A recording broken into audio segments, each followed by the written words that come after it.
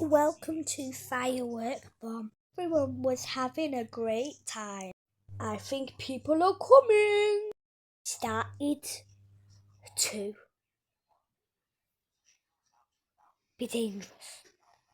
Ash was all over the place.